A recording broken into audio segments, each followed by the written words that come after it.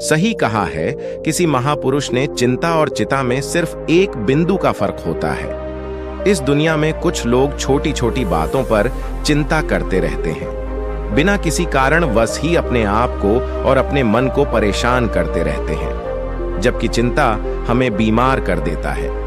आज की इस वीडियो में हम सीखेंगे कि क्यों हमें छोटी छोटी बातों पर या बेवजह चिंता नहीं करनी चाहिए।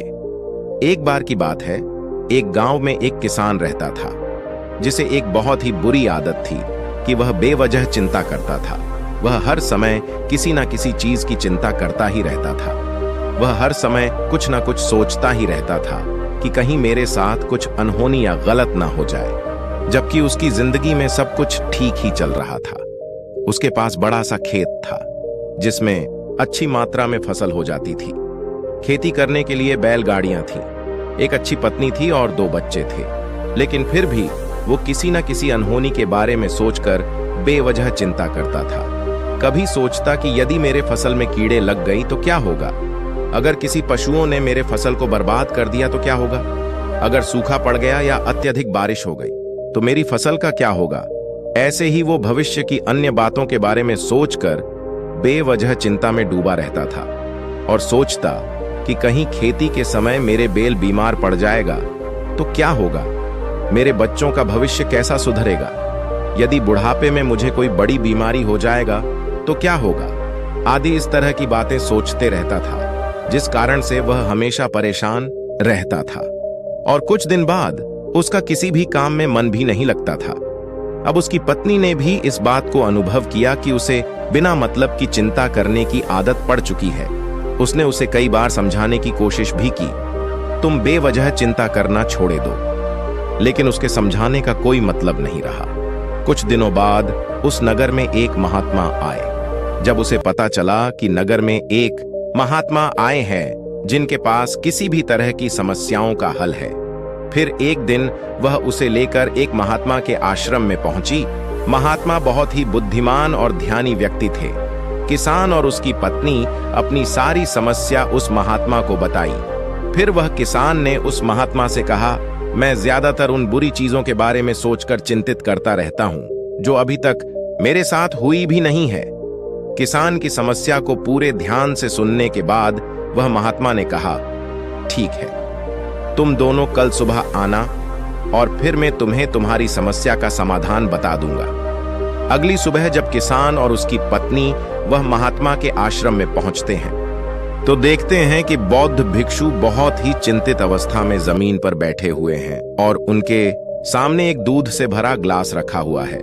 वह महात्मा बार बार उस दूध के ग्लास की तरफ देख रहे हैं और फिर कभी अपना हाथ अपने सिर पर रखते हैं तो कभी जमीन पर रखते हैं। वह बहुत ही चिंतित और बेचैन दिखाई पड़ रहे थे। यह देखकर वह किसान ने पूछा, महात्मा, आप इतने परेशान क्यों हैं? आपके समक्ष दूध का ग्लास रखा हुआ है और आप दूध पी क्यों नहीं लेते हैं? महात्मा बोले, मुझे चिंता हो रही है कि कहीं इस दूध को बिल्ली ना पी जाए, या फिर मैं कहीं जाऊं और तो क्या पता यह दूध कहीं गिर ना जाए। मैं दूध को पीना तो चाहता हूं, लेकिन मेरा अभी मन नहीं है। मैं तो यही सोच रहा हूं कि अगर यह दूध खराब हो जाए तो फिर क्या होगा? इतना सुनकर किसान जोर जोर से हंसने लगा। किसान ने हंसते हुए कहा, महात्मा, इसमें इतनी चिंता करने वाली कौन सी बात है? यह दूध ही तो है। अगर इसे बिल्ली ने गिरा दिया या यह खराब हो गया या फिर किसी ने इसे पी लिया तो क्या होगा? यह आपको दोबारा मिल जाएगा और वैसे भी आपका इसके बारे में ज्यादा चिंता करना व्यर्थ ही है, क्योंकि ना तो अभी इसे कोई बिल्ली ने गिराया है, ना ही अभी खराब हुआ है और ना ही अभी इसे किसी ने पिया है, और हो सकता है कि भविष्य में ऐसा कुछ भी हो भी ना। किसान के मुंह से यह बातें सुनकर वह महात्मा मुस्कुराए और बोले, मैं भी तो तुम्हें यही समझाने का प्रयास कर रहा हूं कि भविष्य की उन घटनाओं के बारे में ज्यादा चिंता करना व्यर्थ ही है जो अभी हमारे साथ हुई ही नहीं है और संभावना है कि वह कभी होगी भी नहीं। और अगर होगी तो जिस चीज को तुम एक बार हासिल कर सकते हो उसे तुम दोबारा भी हासिल कर सकते हो, और अगर नहीं कर पाए तो कोई बात नहीं, क्योंकि समस्याओं के आने के साथ ही उन समस्याओं से लड़ने की हिम्मत भी अपने आप ही आ जाती है। यह बातें सुनने के बाद वह किसान बहुत ही आश्चर्यचकित हो गया। उसे महसूस हुआ कि वह भी तो यही गलती कर रहा है, वह भी तो भविष्य की उन घटनाओं के बारे में सोचकर चिंतित हो रहा है, जो घटनाएं अभी तक घटी ही नहीं और शायद बाद में भी कभी घटेगी ही नहीं। वह किसान उस महात्मा के चरणों में गिर पड़ा और कहने लगा, इतनी आसानी से मुझे मेरी गलती का एहसास करवाने के लिए आपका बहुत बहुत धन्यवाद, और मैं आज से पूरा प्रयास करूंगा और अब मैं बेवजह की चिंता करना बंद कर दूंगा। एक बहुत ही प्रसिद्ध लोकप्रिय कहावत है, अगर तुम चल रहे हो तो सिर्फ चलने पर ही ध्यान लगाओ, अगर तुम खा रहे हो तो सिर्फ खाने पर ही ध्यान लगाओ। फिर महात्मा ने कहा, मेरा कहने का मतलब यह है कि एक समय में सिर्फ एक ही काम करो, ज्यादा चिंता न करो। हमारे दिल और दिमाग में इस तरह के विचार ज्यादा चल रहे होते हैं।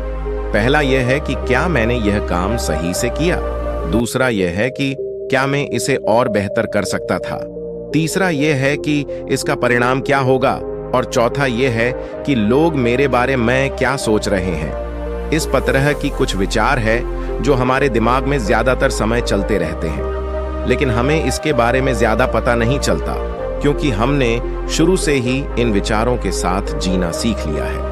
और हमारा दिमाग काम भी ऐसे ही करता रहता है कि अगर हम कोई एक काम को कई बार कर लेते हैं तो फिर हमारे चाहे बिना भी उस काम को करने का प्रयास करते रहते हैं। शुरुआत में हम किसी भी काम को अपनी इच्छा से पूरे होशो हवास में करते हैं, लेकिन बाद में वो हमारी आदत बन जाती है और फिर हम बेहोशी की हालत में बिना सोचे समझे उस काम को करते हैं। जब एक बच्चा छोटा होता है तब उसे पता नहीं होता कि चिंता क्या होती है, लेकिन जैसे ही वह बड़ा होता है तो उसके माता पिता कहना शुरू कर देते हैं, बेटे आपको होमवर्क करना है, आपको उसकी चिंता नहीं हो रही, आपके कुछ दिनों बाद परीक्षा आने वाले हैं।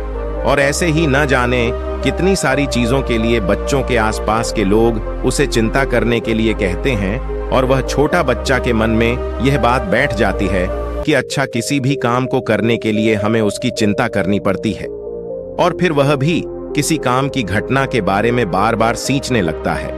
शुरुआती दौड़ में तो वह यह काम जानबूझकर करता है, लेकिन धीरे धीरे उसका मन इसे अपनी आदत बना लेता है और फिर ना चाहते हुए भी उसका मन एक ही विचार के बारे में बार बार सोचता रहता है, और फिर वह अपनी पूरी जिंदगी चिंता के इस जाल में फंसा रह जाता है। लेकिन अब प्रश्न यह उठता है कि इसका समाधान क्या हो सकता है। ऊपर बताई गई जिन कहावत का अर्थ यानी जागरूकता, हमें अपने विचारों के प्रति जागरूक होना पड़ेगा। हमें थोड़ी देर रुककर इस बात पर मनन करना चाहिए कि कहीं हम ना चाहते हुए भी एक ही घटना के बारे में तो पूरी दिन तो नहीं सोच रहे हैं। हमें पूरी जागरूकता के साथ यह देखना होगा कि पूरे दिन हमारे अंदर इस तरह के विचार उठते रहते हैं। और फिर आप पूछ सकते हैं, केवल जागरूकता क्या करेगी? मैं कहता हूं, यह काफी है।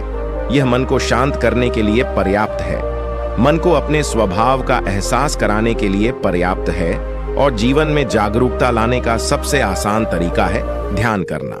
ध्यान करने के दौरान अपने विचारों पर ध्यान देना, और जब आप पूरी जागरूकता के साथ अपने विचारों पर ध्यान देना शुरू कर देंगे, तब आप पाएंगे कि आपके मन में चलने वाले गैर जरूरी विचार एक एक करके अपने आप ही गायब होना शुरू हो जाएंगे, और फिर आप एक आनंदित और शांत जीवन अनुभव कर पाएंगे। अगर यह वीडियो आपको अच्छा लगा हो तो कमेंट में नमो बुद्धा लिखना न भूलें। यदि आप इस YouTube चैनल पर नए हो तो चैनल को सब्सक्राइब कर लीजिए और अपने दोस्तों के साथ भी शेयर करें ताकि वो भी इस वीडियो से सीख पाए।